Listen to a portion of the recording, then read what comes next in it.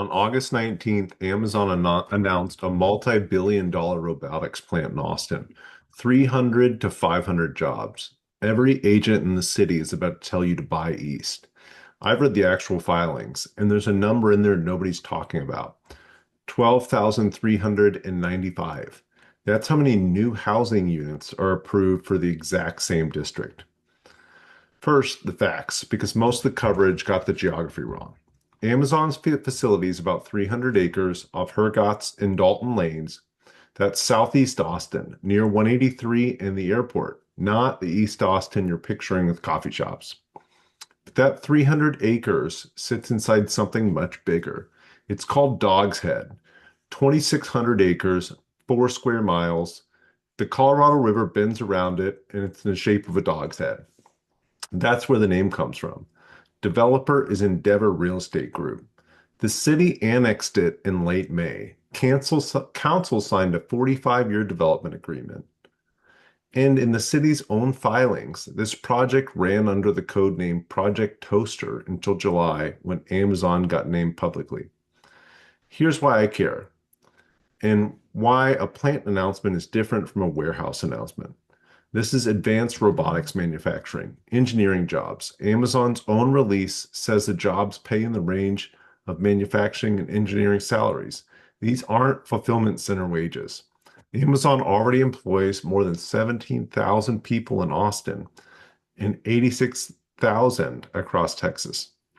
And here's the part that tells you where Amazon thinks its workers will live. They announced STEM partnerships with Austin ISD and Del Valle ISD. Companies don't randomly pick a school district. Del Valle is a tell.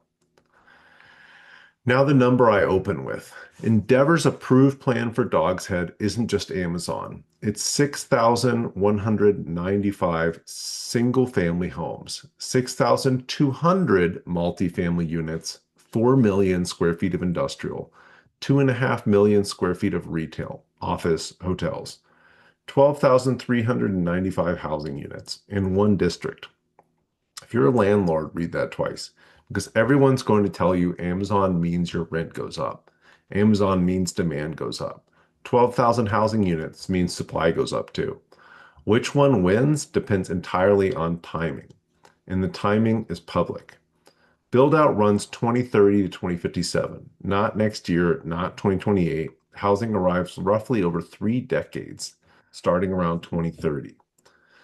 We don't have to guess what happens when a multi-billion dollar plant does to Southeast Austin neighborhood. We already ran this experiment. It was called Giga Texas. Tesla announced in 2020 Del Valle was the closest affordable housing, and prices there moved hard during construction. Reporting at the time had homes near the Gigafactory running well ahead of the broader metro as far as appreciation. Here's the kicker. The Dog's Head street plan includes new crossings over the Colorado River that connect directly to the Giga Texas site. So you're not looking at one employer. You're looking at Tesla on one side of the river and Amazon on the other, with a road being built between them.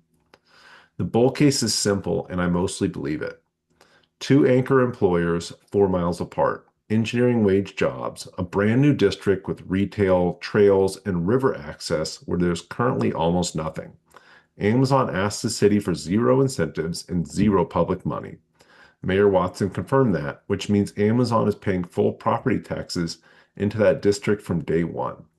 Entry prices in the area are still the cheapest in Travis County. Del Valle and the 78617 zip are running roughly 150 to 200,000 below Central Austin.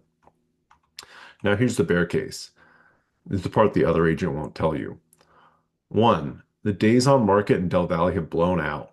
Properties there are sitting around 160 days versus roughly 64 a year ago. That is not a hot market today. That's a market where you have negotiating power and also where you can get stuck. Two, 12,000 units of future housing supply. If you're underwriting 5-year rent growth on jobs and ignoring the units, your model is wrong. Three, this isn't fully funded yet.